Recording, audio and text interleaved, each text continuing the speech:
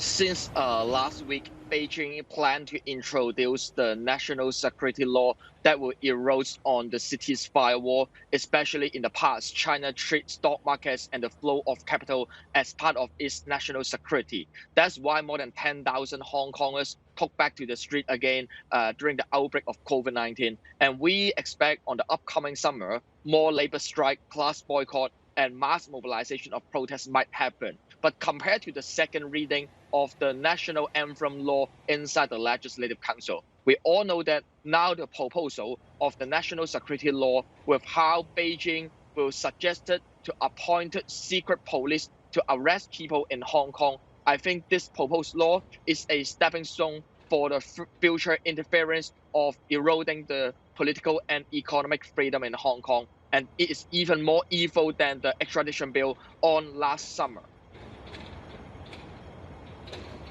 So you were posting online saying that Hong Kong students may not be able to speak freely from here on, especially regarding the Communist Party in China, if and when the national security law becomes the real official thing. Are you scared? And do you think that this is going to put some cold water over the social unrest and pro-democracy movements here in the city? We all know that how the national security legislation is not about the security of China. It's just about how enhancing, embracing the communist regime in China, especially the implementation and the arrangement will just result in speech crime. Once you call on city's leader Carrie Lam to step down, criticize on Carrie Lam, defend on religious freedom or economic freedom, will also result in the framework of subversion according to the arbitrary crackdown by Beijing to Hong Kong. And the prosecution or the trial of the national security law might not take place in Hong Kong. It might take place in mainland China. In the future, I might not be jailed in Hong Kong anymore. I might be jailed in China, in Beijing. And that's the threat, tremendous threat that we might need to face. And also the reason for us call on international community to support. And now also is the time for US government to execute the Hong Kong Human Rights and Democracy Act to have sanction on Chinese and Hong Kong government.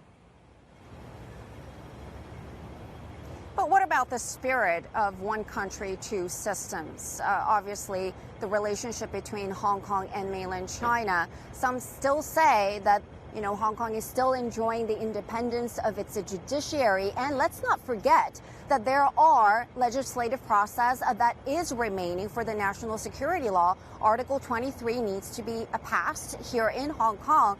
And mainland Chinese government says that they are going to, have this process of public consultation with Hong Kong government.